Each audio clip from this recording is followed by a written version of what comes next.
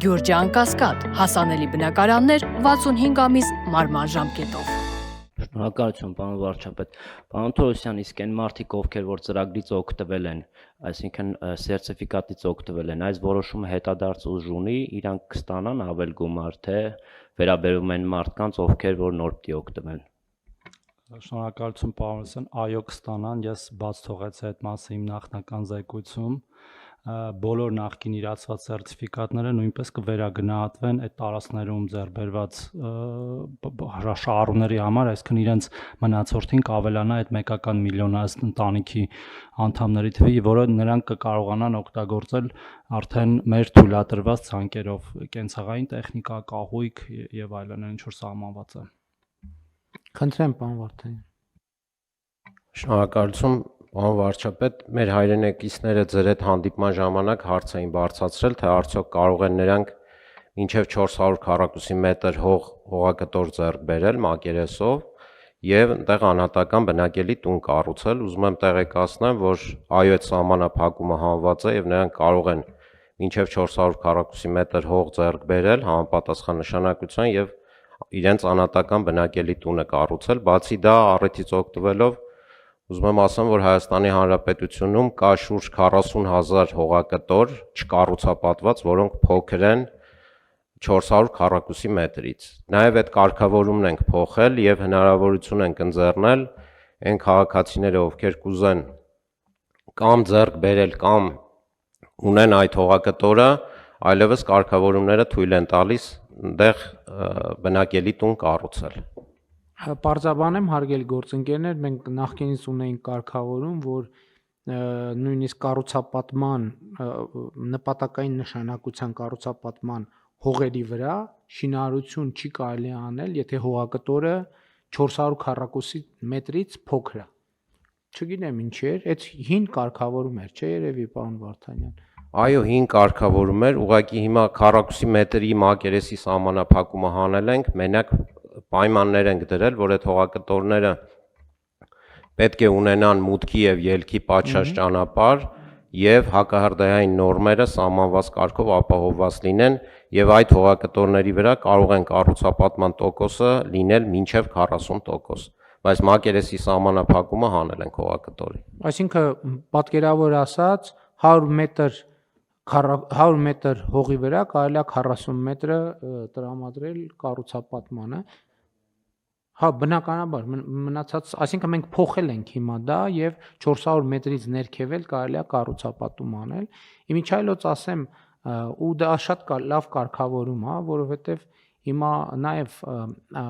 կարծում եմ կուլտուրան փոխվում է եւ իմիջայլոց 16 միլիոնի ծրագրերը դրան շատ նպաստում է, որ մարդիկ առանձնատների չափերի փոփոխություն է տեղի ունենում։ Ու սա նորմալ է, որտեղ մարդիկ սկսում են ռացիոնալ հաշվարկել, բա կոմունալ ծախս կա, պահպանման ծախս կա եւ այլն եւ այլն եւ այլն։ Այն խորհրդային միության ժամանակներից, երբ որ շինանյութ եւ այլն տարբեր տրամաբանությամբ էր, մարդիկ ընդհանուր տուն կառուցելիս բան էին անում, պլանավորում էին, ասում են, բա որ բաները, ասենք Գերդաստանի ներկայացուցիչները հավաքվեն,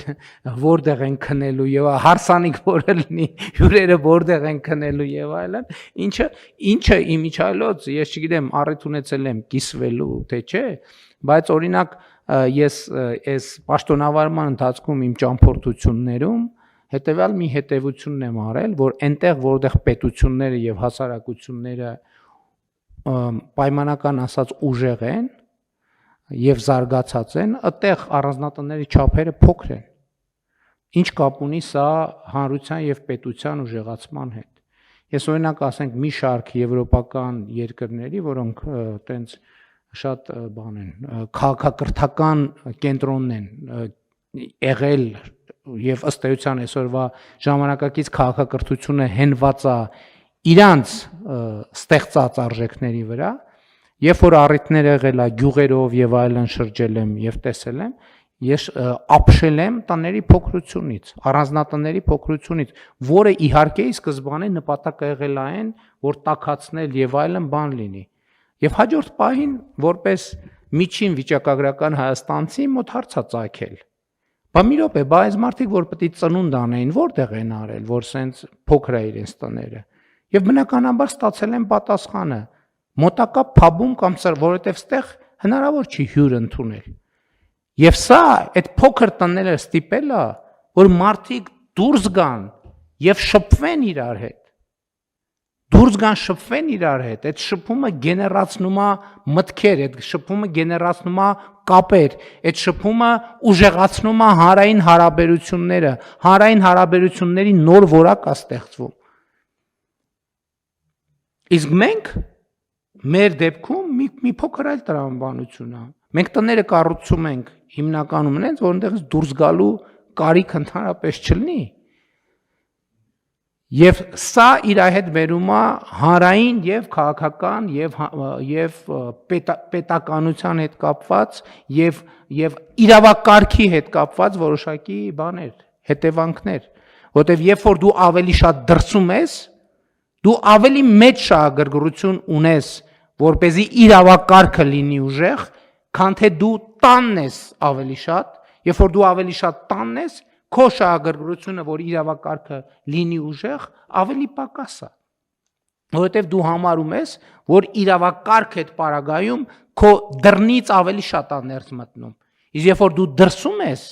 ընդհակառակը իրավակարգը ինչքան ուժեղ, քեզ համար դրսում ավելի շատ տնային պայման է ապահովում։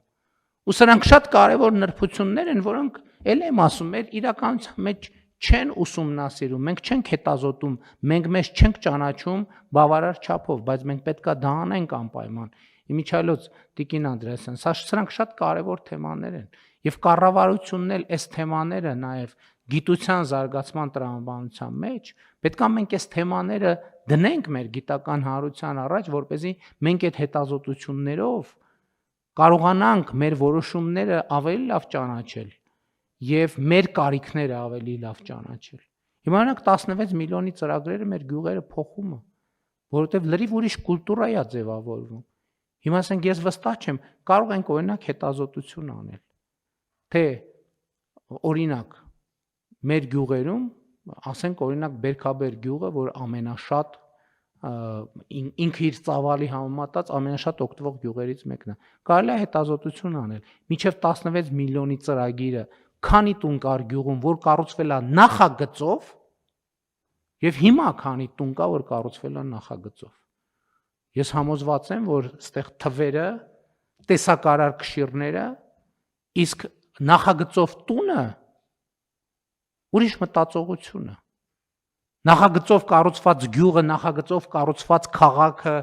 քաղաքաշինությունը առաջին հերթին մտածողություն է։ Մենք դրան ուշադրություն չենք դարձնում։ Դա պատ չի ուղակի մեր փողոցները եւ այլն, դրանք ձևավորում են մեր մտածողության ձևը, մեր շենքերը, մեր շուշաբանդները